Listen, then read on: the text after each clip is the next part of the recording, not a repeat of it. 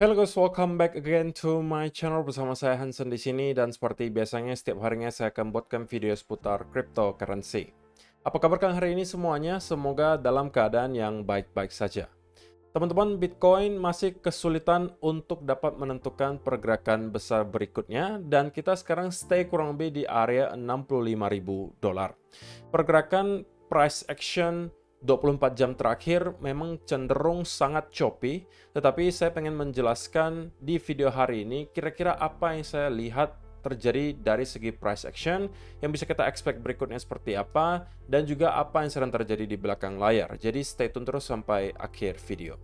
Nah, sekarang kita bakal mulai dari CoinMarketCap terlebih dahulu. Per hari ini secara global market cap kripto berada di angka 2,37 triliun dolar atau turun sekitar 0,3%. Nah, di top 10 coin sendiri kita juga melihat keadaannya dominan berwarna merah. Satu-satunya yang hijau sekaligus top performer hari ini adalah Ethereum dengan kenaikan 0,02% ke 3.549 dolar. So, itu adalah outlook sementara dari beberapa top coin yang ada. Sekarang kita langsung aja masuk ke beberapa data dan berita terbaru hari ini. Nah, yang pertama teman-teman, salah satu alasan kenapa kita masih melihat Bitcoin struggling untuk dapat mendapatkan rebound yang lumayan signifikan adalah karena tekanan jual dari spot Bitcoin ETF Amerika Serikat yang masih terus berlanjut. Nah, perlu diketahui teman-teman, satu minggu terakhir memang kita melihat net flow itu defisit atau negatif untuk spot Bitcoin ETF, menunjukkan bahwa dalam kurun waktu satu minggu terakhir lebih banyak orang yang jualan daripada membeli. Dan angkanya tidak kecil teman-teman. Kalau misalnya diperhatikan secara total ya, ini ada minus kurang lebih 9.000 Bitcoin. Tentunya bukan sebuah angka yang kecil ya. Tetapi teman-teman, kita harapkan bahwa ini hanya sesuatu yang bersifat sementara dan kita kembali flip ke arah inflow atau surplus maunya. Karena kalau misalnya ini terus berlanjut, tentunya ini juga akan membuat Bitcoin kesulitan ya untuk dapat menemukan local bottom dan kemudian mendapatkan rebound yang signifikan. Dan untuk beberapa hari terakhir, kita memang melihat ada outflow terjadi, tapi angkanya tidak terlalu besar. Nah, itu mungkin adalah sebuah berita positif ya. Walaupun outflow, tapi angkanya tidak terlalu besar lagi. Artinya, selling pressure berangsur-angsur semakin berkurang, dan kemungkinan besar akan segera kembali flip ke arah yang positif. Jadi, itu yang kita harapkan terjadi segera ya teman-teman, bahwa kita masih ada mungkin 1-2 hari lagi karena sekarang kita baru di hari Kamis ya. Di hari Kamis, mudah-mudahan Kamis dan juga Jumat kita bisa melihat inflow-nya itu positif.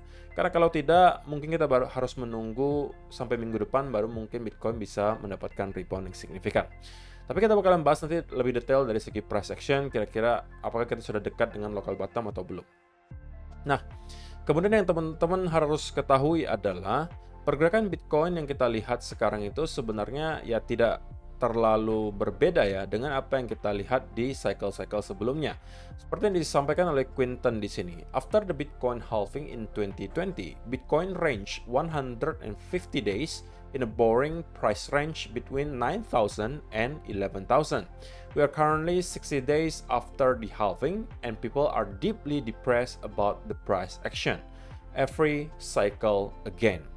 Jadi memang di setiap cycle teman-teman, ketika kita melihat halving terjadi, biasanya akan ada koreksi gitu ya. Atau kita sudah berada di pertengahan koreksi ketika halving tersebut terjadi.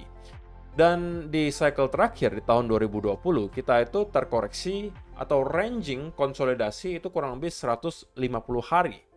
Di harga 9.000 sampai 11.000 dolar per satu Bitcoinnya. Jadi kurang lebih 150 hari. Kita ranging sebelum pada akhirnya kita mendapatkan ada pergerakan yang sustain ke atas, rally kencang ke atas. Dan untuk sekarang, teman-teman, kita telah melewati kurang lebih 60 hari daripada halving di tahun 2024. Nah, kalau kita akan mengulangi hal yang sama dengan apa yang kita lihat di cycle sebelumnya, maka kita bisa expect bahwa konsolidasi ini akan berlangsung lebih panjang daripada apa yang kita perkirakan mungkin. Sekarang kita baru 60 hari, kalau misalnya benar akan kembali 150 hari konsolidasinya, maka kita masih perlu menunggu kurang lebih 3 bulan teman-teman daripada sekarang sebelum pada akhirnya Bitcoin siap untuk kembali rally dan menuju ke fase price discovery. Nah, itu adalah sesuatu yang juga tentunya teman-teman harus persiapkan secara mental. Kalau misalnya rupanya memang kita akan mendapatkan konsolidasi yang jauh lebih panjang daripada perkiraan, apakah kalian secara mental akan mampu nge-handle hal tersebut? Karena kalau jawabannya tidak, kemungkinan besar kalian akan keluar dalam keadaan panic selling, atau mungkin kalian bosan menunggu market untuk kembali rally. Dan kalau misalnya kalian lakukan kedua hal tersebut, kemungkinan besar kalian akan menyesal kurang lebih 1,5 sampai 2 tahun dari sekarang. Karena kemungkinan besar pada saat itu, kita tidak akan lagi melihat Bitcoin berada di area range 60-an ribu, melainkan mungkin sudah mendekati angka 100.000 atau bahkan sudah di atas angka tersebut. Jadi jangan sampai kalian termasuk salah satu yang menjadi orang-orang yang kategori panic selling atau keluar hanya karena alasan bosan. Ingat, kalian itu seorang investor, teman-teman. Holding adalah salah satu yang harus dan wajib kalian jadi seorang yang mahir gitu ya untuk di bidang holding. Artinya apa? Kalian harus mempunyai mental yang cukup untuk dapat nge-hold aset kalian dalam jangka waktu yang panjang. Kalian harus mahir untuk menjadi seorang hodler. Tidak berbeda cerita kalau kalian menjadi seorang investor saham, sama aja. Kalau kalian long term investor, ya kalian juga harus bisa secara mental nge-handle hal tersebut. Salah satu alasan paling yang menurut saya tidak make sense adalah kalau kalian keluar hanya karena bosan. Jadi jangan sampai sekali lagi itu yang kalian lakukan. Oke? Dan yang berikutnya teman-teman, menariknya kita melihat meme coin dominance sebenarnya selama beberapa waktu terakhir itu cukup tinggi ya, jika dibandingkan dengan major altcoin markets. Tetapi itu memang adalah sesuatu yang selalu terjadi setiap kali kita mau melakukan pengulangan cycle. Ingat, di crypto itu ada cycle-nya teman-teman. Biasanya diawali oleh Bitcoin terlebih dahulu, diikuti oleh major altcoin. Artinya altcoin yang sudah top 20, top 50, itu mulai start untuk merangkak naik. Kemudian yang micro cap, yang mungkin masih kurang lebih ratusan juta dolar market cap-nya, atau mungkin puluhan juta dolar. Baru sisanya yang terakhir adalah masuk ke meme coin. Nah, itu juga yang terjadi di kurang lebih akhir tahun 2022, teman-teman. Ketika kita sudah berada di bottom bear market gitu ya. Sebelum kita kembali reverse dan masuk ke bull market, kita melihat meme coin dominance itu naik drastis. Itu adalah persis kurang lebih di area bottom bear market pada saat itu. Dan apa yang terjadi kemudian? Kita melihat meme coin dominance itu start kembali drop sangat drastis, yang menunjukkan bahwa para investor sudah kembali masuk ke koin-koin yang berfundamental. Kalau misalnya orang-orang masuk ke meme coin, rata-rata itu hanya untuk spekulasi, teman-teman. Dan itu adalah mungkin sisa-sisa profit yang sudah dihasilkan dari Bitcoin, Ethereum, dan lain sebagainya yang dia coba masukkan ke dalam meme coin.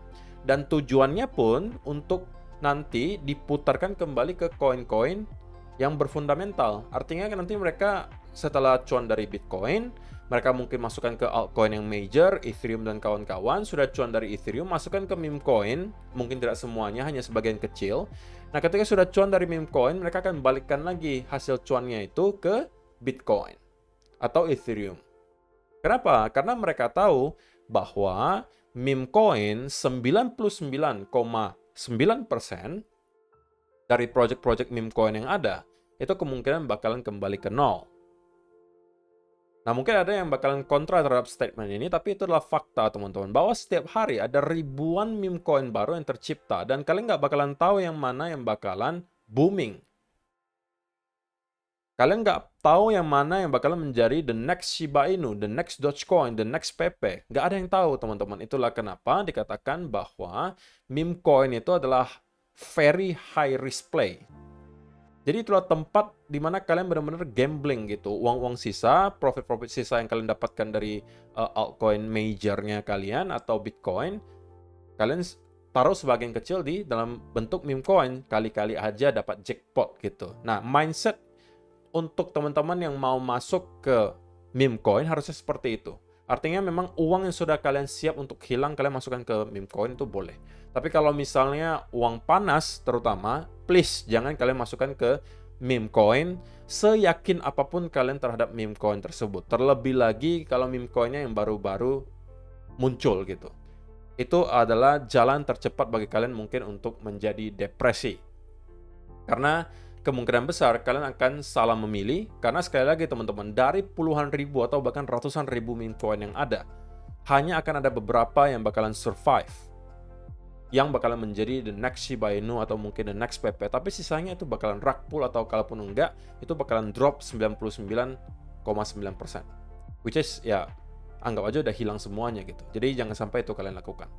Nah, teman-teman perlu saya ingatkan kembali bahwa banyak sekali hal yang bisa kalian lakukan untuk mengembangkan portofolio kalian. Salah satunya adalah dengan mengikuti berbagai event yang dibuat oleh exchange ya, yang bisa menghasilkan kalian uang-uang gratis. Nah, salah satu yang sering saya sampaikan adalah tempat di mana saya farming uang gratis, teman-teman, itu adalah Bybit. Karena banyak sekali event yang dilaksanakan di sini, baik melalui Launchpool, ada Launchpad, ada Buy Starter seperti yang lagi laksanakan di sini itulah Buy Starter dari JK Sing. Salah satu project yang menurut saya harusnya sudah pernah kalian dengar karena ini lagi dinanti-nantikan banget gitu ya. Dan kalau misalnya kalian perhatikan teman-teman, mereka sedang menyediakan event yang berhadiah 14.700.000 token JK dan bisa kalian dapatkan secara gratis hanya dengan menyelesaikan berbagai task yang disediakan di sini. Tinggal kalian lakukan verifikasi, kalian lock 100 USDT, kalian selesaikan on-chain quest, dan kemudian kalian verify wallet kalian. Selesai, kalian akan dapatkan token JK dengan gratis. Dan ini tidak hanya sekali ya teman-teman, Bybit sering banget melakukan event-event seperti ini untuk menghasilkan kalian uang-uang gratis. Jadi please kalian bisa manfaatkan hal tersebut sembari menunggu market kembali optimis. Gitu ya, kembali rally.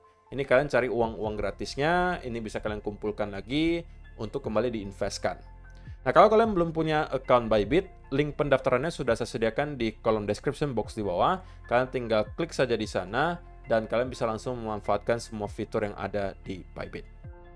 Oke, so itu adalah beberapa data dan berita hari ini yang pengen saya sampaikan untuk kalian. Sekarang kita masuk ke chartnya Bitcoin, dan saya pengen mulai dari 4-hour chart. So, teman-teman, apa yang bisa kita lihat dalam 24 jam terakhir adalah pertarungan yang cukup keras ya dari para buyers dan juga sellers. Kenapa bisa dikatakan pertarungan yang cukup keras? Karena banyak sekali candle 4 hour yang memiliki wick di atas dan juga di bawah.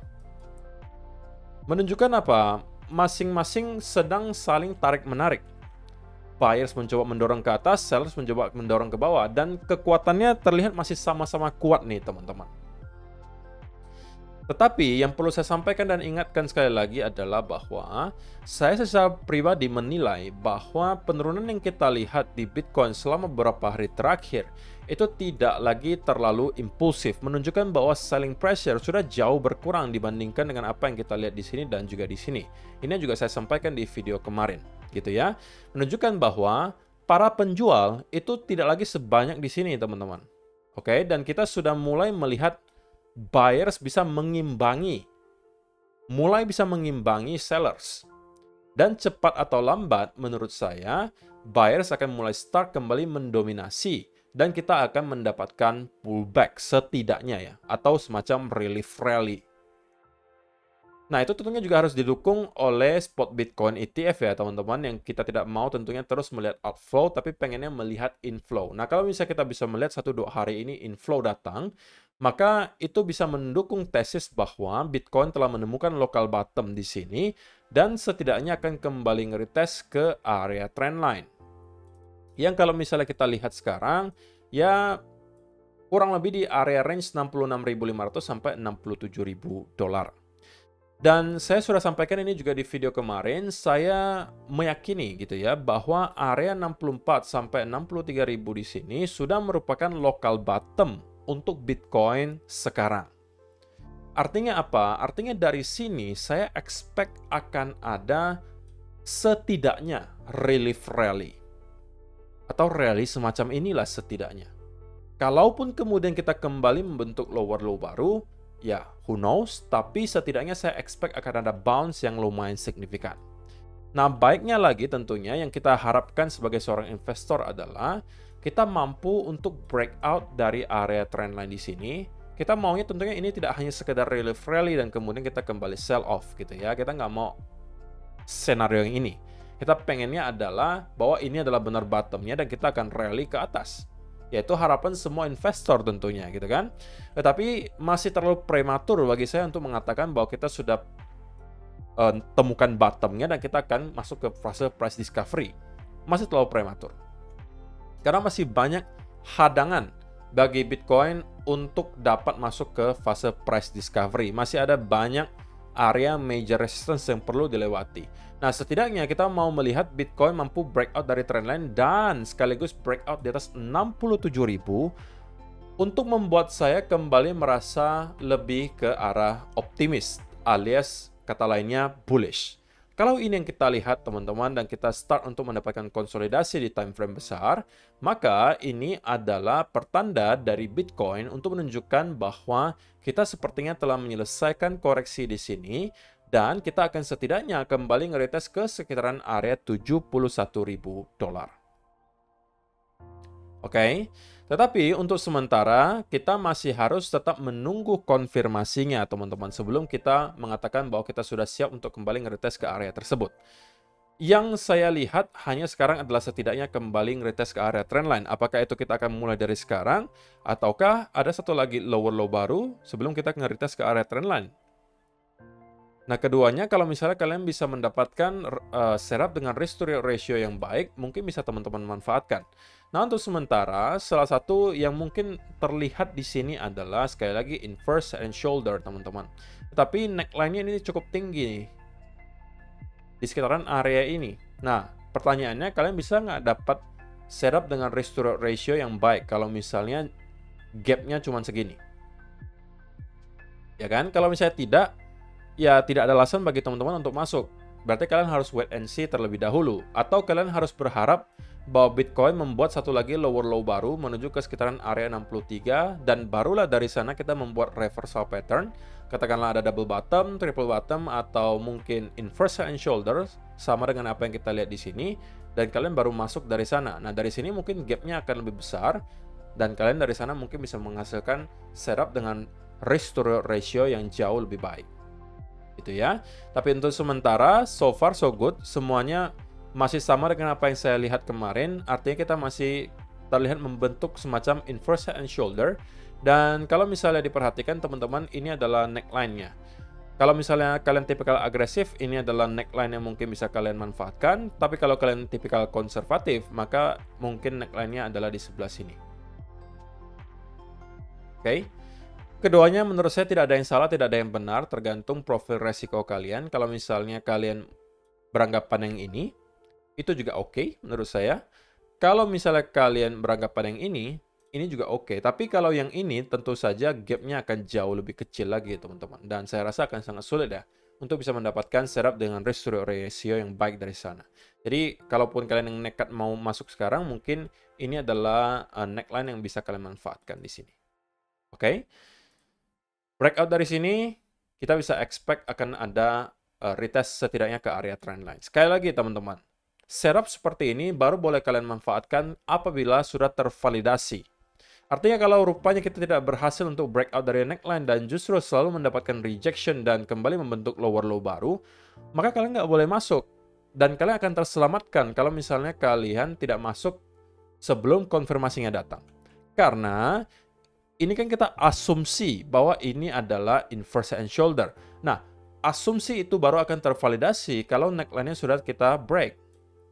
Kalau belum, maka ini inverse head and shoulder-nya belum valid. Dan ini bisa aja dengan cepat berubah menjadi pattern line. Katakanlah menjadi double bottom misalnya. Baru kita naik lagi. Bisa aja.